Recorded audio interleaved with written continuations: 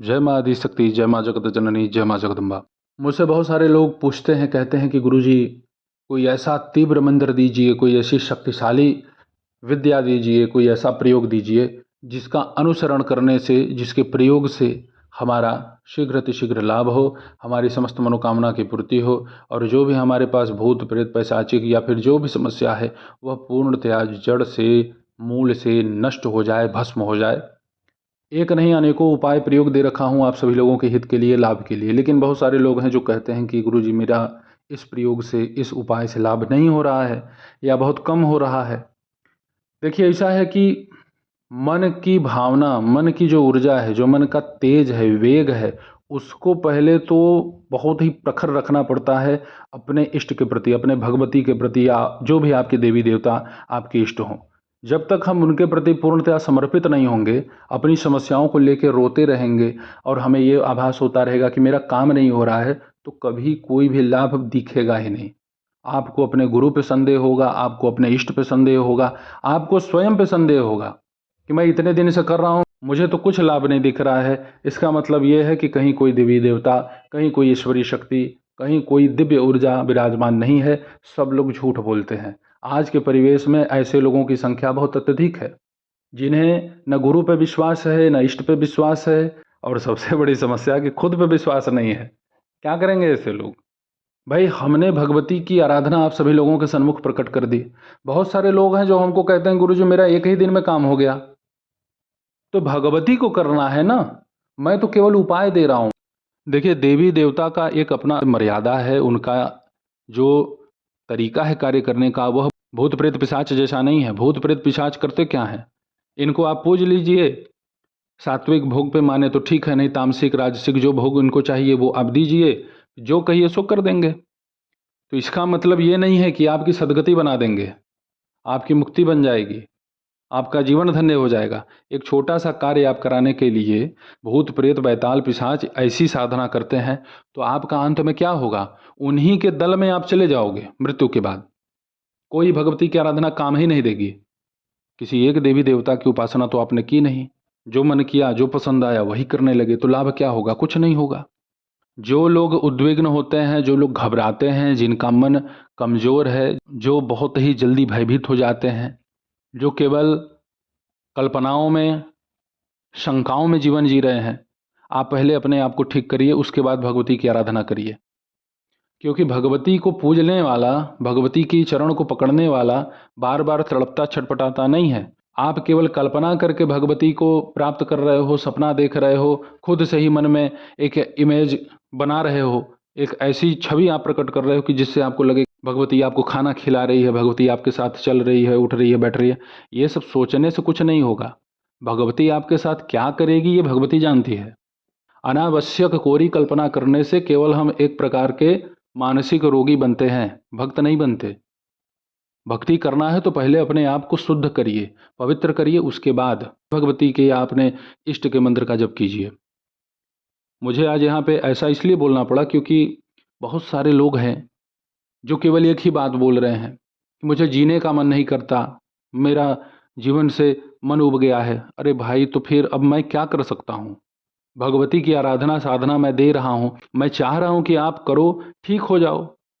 मैं यहाँ पे कोई ऐसा मंत्र तो नहीं दे रहा कि इस मंत्र को पढ़ते ही मर जाओ, इस मंत्र को पढ़ते ही पागल हो जाओ, इस मंत्र को पढ़ते ही पूरा परिवार आग से जल के मर जाए। ऐसा तो मैं कोई प्रयोग नहीं दे रहा हूँ ना।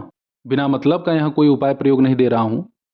अभी आज माता कामाख्या के जिस मंत्र को मैं दूंगा उसका प्रभाव बहुत ही तीव्र तीक्ष्ण है, लेकिन पाप कर्म इतना संचित है, पहले से ही इतना जो है इकट्ठा कर चुके हैं पाप, वर्तमान में भी पाप कर दिए हैं, वो कटेगा तब तो लाभ मिलेगा ना। जादू की छड़ी नहीं है यहाँ पे कि किताब में से कबूतर उड़ा दे। खैर ठीक है, जिसका जैसा अपना निजी कर्म है, जिसके अपने जैसे विचार हैं, भाई देखो वो वैसे ही वृद्धि करेगा। इसमें कोई कुछ कर नहीं सकता है सिवाय मार्गदर्शन के। देखिए आज भगवती माता कामाख्या के जिस मंत्र को मैं यहाँ प्रकट करूँगा उससे आपको हर प्रकार का लाभ प्राप्त होगा, हर प्रकार का। भूत प्रेत पिशाच जनित जो भी समस्या है, किसी भी प्रकार की कोई जटिल से जटिल तंत्र बाधा है जो खत्म नहीं हो रही है, वो सब का सब नष्ट हो जाएगा। शत्रु आपका जीना दुश्वार कर दिया है, समझ में नहीं आ रहा आप करें क्या। तो शत्रु के भाव भी बदल सकते हैं या शत्रु भी प्यारा हो सकता है यमपुरी को। इतना सामर्थ्य है माता कामाख्या की इस मंत्र में। धन का आगमन भी होगा, बुद्धि तीव्र तीक्ष्ण होगी, शरीर में उत्पन्न किसी भी प्रकार का रोग हो, चाहे किसी भी कारण से, वह धीरे धीरे नष्ट होना शुरू होगा। घर में आपके सुख समृद्धि शांति वैभव ऐश्वर्य की वृद्धि होगी। जप आपको करना किस माले पर है? रुद्राक्ष का माला। एक दिन में आप इसका एक माला भी जप कर सकते हैं, 10 माला भी जप कर सकते हैं। बहुत अत्यधिक जप करने से कुछ होता नहीं है। जितना कम जप करेंगे उतना अच्छे से जप करेंगे। और बहुत अत्यधिक जप करने वाले केवल जब संख्या पहुंचाते हैं, उनका ध्यान भगवती में नहीं लगता। बस जल्दी जल्दी जल्दी जल्दी माला करना है, पूरा करना है, बस यही एक भाव उनके मन में चलेगा, बाकी कुछ होगा नहीं। तो कम से कम जप कीजिए, लेकिन ध्यान देते हुए भगवती के ऊपर। घी का दीपक जलाइए।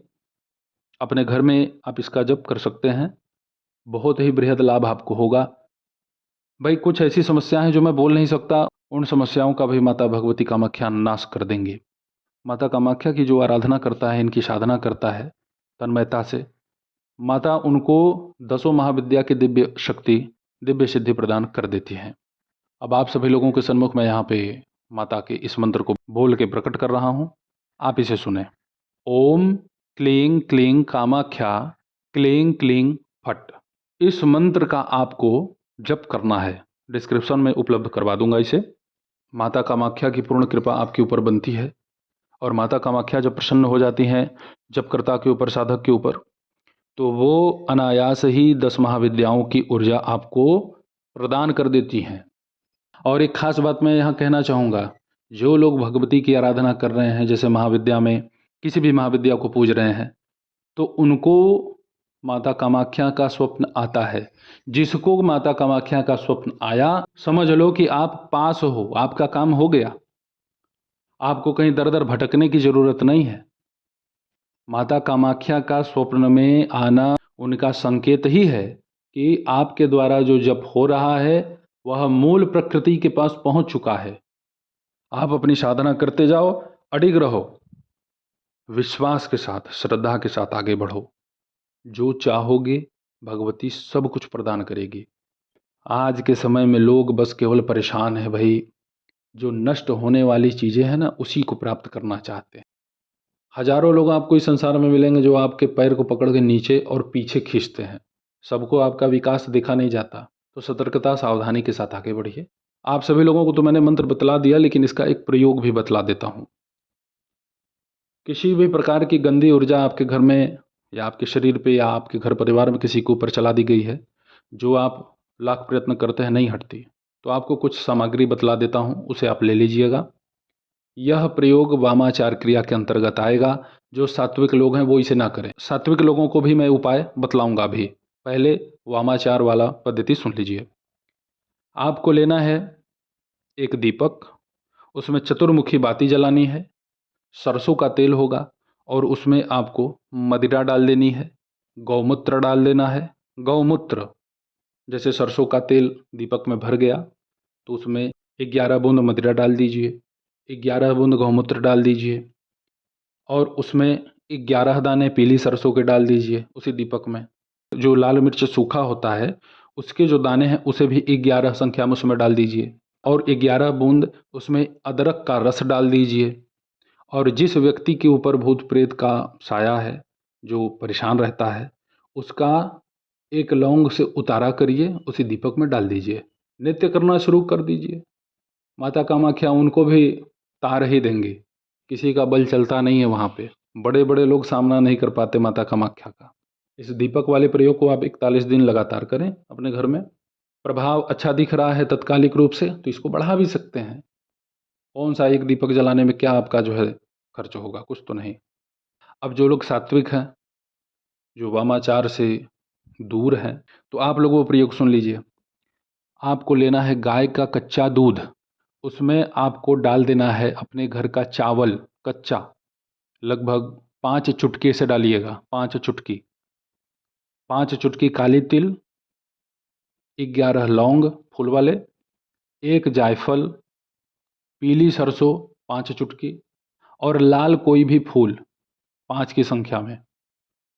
उसको ले लेना है, जिसको समस्या है उसके सिर के ऊपर से 7 बार उल्टा घुमा करके बाहर, घर के बाहर ले जा करके उसे किसी रास्ते पे गिरा दें। बीच रास्ते में नहीं, रास्ते के किसी किनारे, जैसे तिराहा चौराहा कहीं भी हो। अगर चौराहा मिल जाए तो भाई बहुत उत्तम है। बस वहीं पे गिराइए, घर चले आइए। इस क्रिया को 1 महीने लगातार करना है, लेकिन 3 दिन पहले कीजिए, 1 दिन रुक जाइए, फिर 3 दिन कीजिए, फिर 1 दिन रुक जाइए। ऐसे आपको 1 महीने तक ये क्रिया करनी है।